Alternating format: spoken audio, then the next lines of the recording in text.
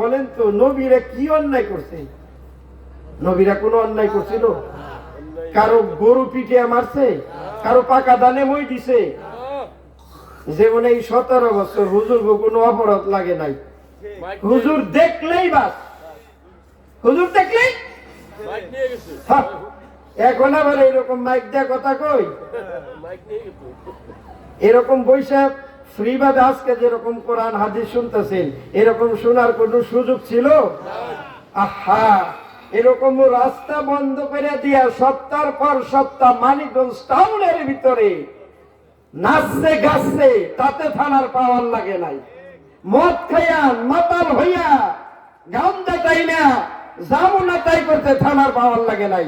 আর ওয়াজ করলেই থানার পাওয়ার লাগছে, আবার বলছে রাত 10টার বেশি ওয়াজ করা যাবে না। আরে মুমিন, আবার তসবিহ টানে, আবার মুফাসসির, তারপরে মুহাদ্দিস পাওয়া গেছে সিয়াসাত তার হাদিস পড়ে এর ঝালাবালা কইরা পড়ছে।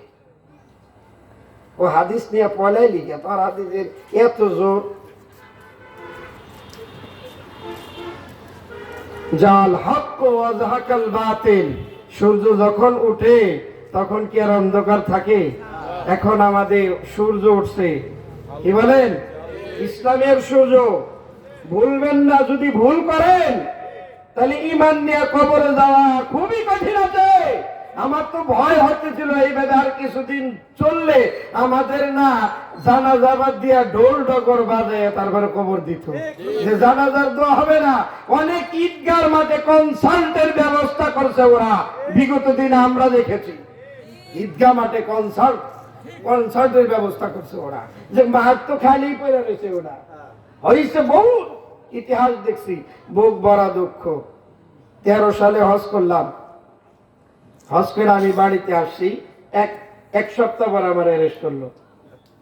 জোহরের নামাজ পড়ছি, আমার হাত দেওয়া মনে হয় তখনও হাজী সাহেবের গন্ধ। আমি বললাম আমার অপরাধটা কি? বললো আপনি দল বল নিয়ে বানিয়াজুরিতে গাছ কাটছেন, পানের টাক পড়েছেন, এই অপরাধে আপনাকে গ্রেপ্তার করা হলো। আমি এবং দল বল নিয়ে কোন টাইমে? এই টাইমে আমি কি নামাজ বাদ দিয়ে ফজরের নামাজের ওই সময় আমি ইমামতি করলাম। আপনি কতগুলা মানুষ আন সাক্ষী, কতগুলো? আমি তো নামাজ পড়াইছি ওই সময়, আমি পড়ি নাই, আমি ইমাম হিসাবে নামাজের ইমামতি করি। তো ফজরের নামাজের সময় বাইরে যদি গাছ কাটলাম, উনি কয় কাটছেন, বন্ধে এই কথার উত্তর আমি কেমনি কাটছেন? কাটছেন, আমার কথা কি খারাপ লাগতেছে? ইতিহাস দেখেন কোন জায়গায় ছিলাম, আল্লাহ কোথা থেকে কোথায় নিয়ে আসছে। কাটছেন, আমি বললাম তারিখটা কবে? কয় অমুক তারিখ। আমি কই বেটার, আমার কাছে প্রমাণ আছে, আমার কাছে সব পাসপোর্ট সব কিছু আছে, ভিসা টিসা সবই লাগানো আছে। আপনি যে তারিখ বলতেছেন তারিখ ঠিক তো কহা।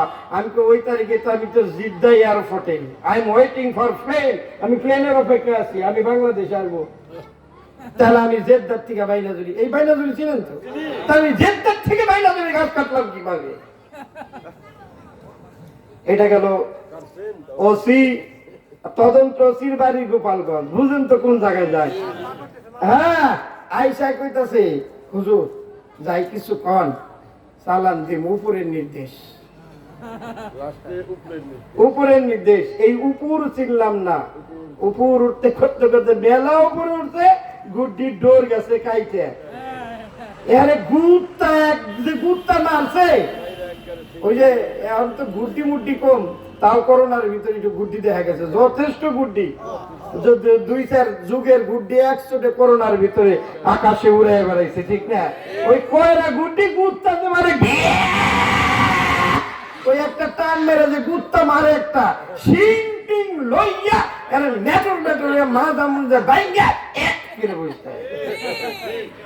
আল্লাহ কয় উপর উপর, খালি উপরের ভাই, বড় ভাই গো নিষেধ, উপরের নিষেধ। এই বড়রও কোনো 17 বছরে কুল কিনারা পাইলাম না, আর উপরেরও দেখলাম না। আল্লাহ কয় নে এইবার কয়রা গুড্ডির এটা গুত্তা মারবো, এক গুত্তা একেবারে আর গুষ্টি উঠতে কথা কবি লাত্তি খাবি, তাহলে কথা কবি আর লাত্তি খাবি। যদি ভালো চাস তো সব থাক, বৈশা বৈশা দুয়া ইউনুস পড়গা। আমাকে প্রধান যে দুয়া ইউনুস, তোরা তো লা ইলাহা ইল্লাল্লাহ তো সুবহানাকা ভালো করে জানিস না, খালি কগা ডক্টর ইউনুস, ডক্টর ইউনুস। এই ইউনুস পড়তে থাকা তাও একটু নাজাত পাবি, কথা কবি একটু কথা কইছে আর অবস্থা বুঝছেন তো। এম ভাই তো ভালো আছিনি, কিসের লেগে আবার কথা কইবার যা? খালি এই জাতি ভালো দেশ, তোরা আমাকে পাশে দাও। আমাদের বাবা যেভাবে স্টিম রোলার চালাইছো, আমরা যদি ওইভাবে চালাই তখন কোনো পাত্তাই পাওয়া যাবে না। 17 বছর চালাইছো আলেমদেরকে, জামাত বিএনপির নেতারে 17 বছর জুলুম করছো এদের উপরে, আর একটা ঘন্টা ক্ষমতা থাকার পরে থাকা মানুষে আল্লামা সাইদি বলছে ইন্দুরের গর্ত পাইবে না। কথা সত্য না মিথ্যা? এই পুরাণের পাখিরে যে কষ্ট দিয়ে তিল তিল দিয়ে জেলের ভিতরে জ্বালাইছে, আল্লাহ তার মর্যাদা কমায় নাই। মর্যাদা কমাইছে বলে? কমাইছে মর্যাদা? কমায় নাই। ইজ্জত দেনওয়ালা কে? বেজ্জতি তোমরা করতে পারবে না। আমরা আমাদের জায়গায় 17 বছর পরেও ঠিকই আছি। এরকম করে স্টিম রোলার চালাইছো, একটুকু বদলে যায়নি। গেছি আমরা?